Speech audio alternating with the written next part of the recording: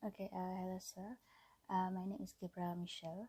For my topic of article is Green Procurement Practices and Barriers in Furniture Manufacturing Companies. This research studied to identify the current practices of green procurement in furniture manufacturing companies and determine the green barriers of procurement practices in furniture manufacturing companies. The first part is current practices of green procurement in furniture manufacturing companies. Based on the result, only 2 items had high score values, which means the most respondents agreed with this item. The item is to ensure that the supplier's location is operated in a secure manner, and to ensure the entry and safe movement of products to the facility. The second part of the research determines the green barriers of procurement practices in furniture manufacturing companies. This part is the study found that almost all items in the survey questionnaire had high mean scores according to the level of central propensity. Most respondents agreed that the green procurement implementation procedure was time-consuming, and fewer agreed that there was no specific enforcement or court to implement green procurement. With respect to green procurement barriers, the main barrier in the time-consuming green procurement implementation procedure was time-consuming. In general, research has been successfully conducted, and its objective has been achieved throughout the research process. That's all from me. Thank you. Okay, so that's all from my review. Thank you for listening. Hello, my name is Nurul and AQILAH binti Darwish. I will explain about the wooden pallet. Wooden pallet supply chain cost, which is a review about cost and optimization analysis. Right, so let's I started with the literature review studies that have examined for cost of wooden pallet supply chain, which is focusing more about explaining difference between causes in literature in the literature. So basically, this review is more focused about the data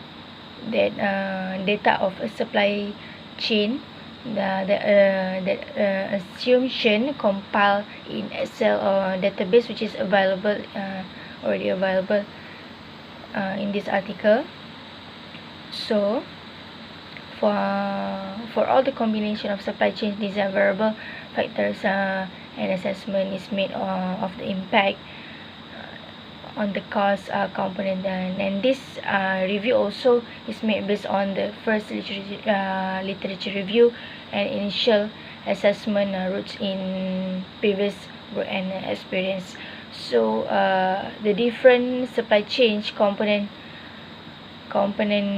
analyzed in this research I have around 6, which is cost of raw material, ship pallet mill, cost of material, cost of pallet, cost of transportation to export, handling and storage, international transportation, and also handling and storage costs at import. And the content of this component of supply chain in the literature review different. In fact, for similar design assumptions such as country of production and type of raw material used, the optimization strategy analyzed in this review result is achieved between the cost and impact component highly depend on the location of the pallet, and is also increased pallet production in southeastern United States, which however suggests that the industry is generating enough revenue to remain a good business opportunity, not only on the company but also not only in that country, but also in our country, Malaysia. So this. Hi, Assalamualaikum, and my name is Muhammad HAFFIZEE Salim. So, from my part, I will focus on GGP or Green Government Procurement. So, Green Government Procurement or GGP is increasingly being used to achieve environmental benefit through public procurement. So, because of this, we can see a lot barriers that happen in terms of GGP. So the barriers of GGP comes in several forms, which have been grouped into 5 themes, which is finance, legal, people, knowledge, and also the organization. So one barriers that we can confirm there is a lack of knowledge of GGP is the stronger or the is a biggest barrier than others, and that is a more critical factor in GGP than additional financial resources. So as a procurers, they need to be trained in order to develop their GGP skills, gain a deeper understanding of policy consequences, and also raise awareness about the importance of environment and green procurement. So one-time training is not enough for them to being interested in GGP. So prioritize programs like training to improve procurers' skills and understanding, and also to keep procurers' effective commitment. Training session should be performed in a systematic and continuous manner. Also from this article review, we can found that by using information and communication technology to distribute knowledge and understanding at all levels in a broader, easier, and it is a more equal manner. And by using change management, it could induce cultural change among procurers and also boost political and top management support. And the last and but not least, as evidence of barriers to GDP growth, particular barriers unique to an entity or nation should be identified and also should be analyzed. That's all from my part. Thank you.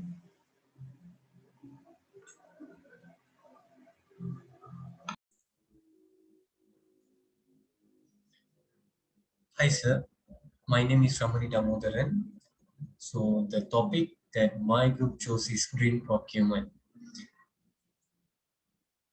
So before I present about my article and its content, I would like to tell about what is green procurement.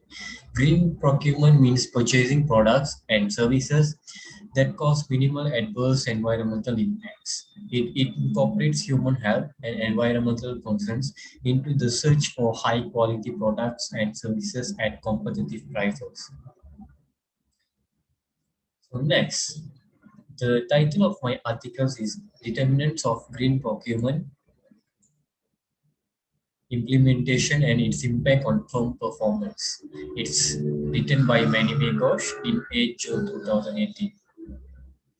The purpose of this research is twofold.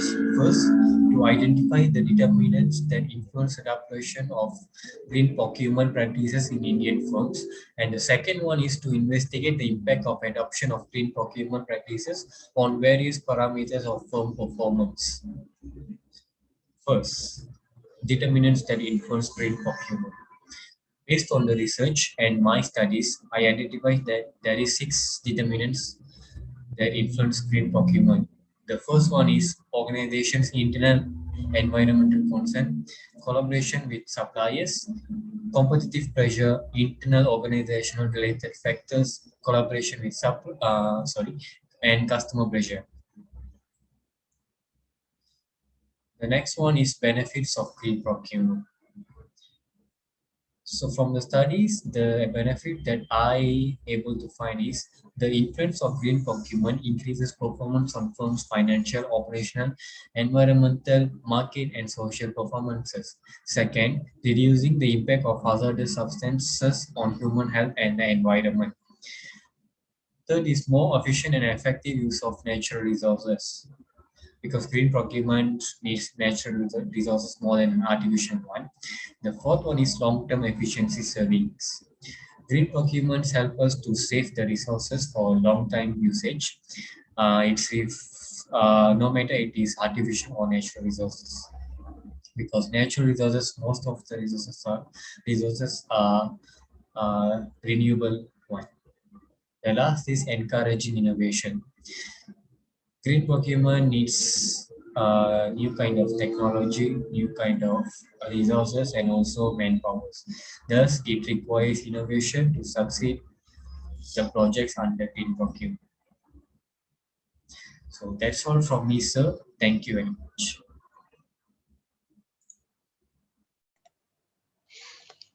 Hello, Assalamualaikum. My name is HAKIM. For my topic is procurement for sustainable local economic development.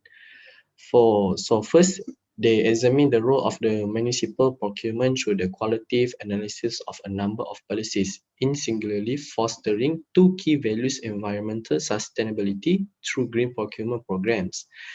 Then, the rise of the economic development programs and sometimes corollary equity consideration through buy local efforts. Next, they will discuss how local government could utilize sustainable procurement that ideally merge equity, environmental, and economic goals. Procurement, generally characterized as a purchasing by private or public organization, is broadly defined as the act of obtaining goods and services.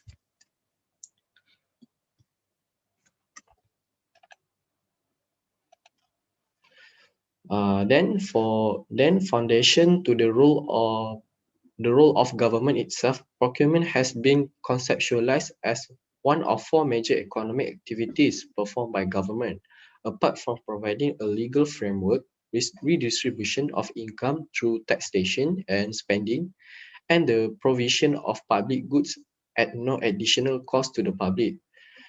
Broader analytical framework, local government goals and values influence government purchasing process through two broad goals areas: internally or externally.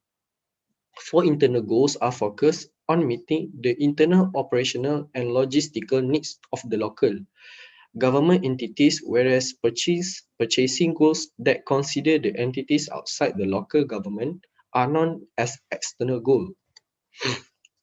Government at all levels procure goods and services to serve their internal day-to-day organizational functions.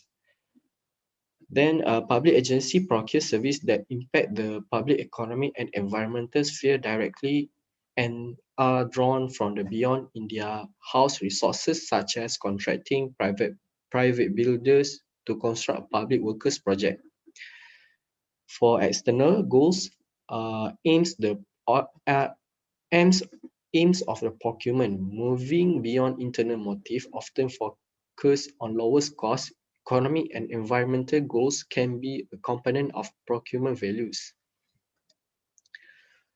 Government also pursue this value as a part of their sustainability goals as a potentially measured by Portney and others. All three E's values could be theoretically pursued through the pursuit of external goals through sustainable procurement at the local level.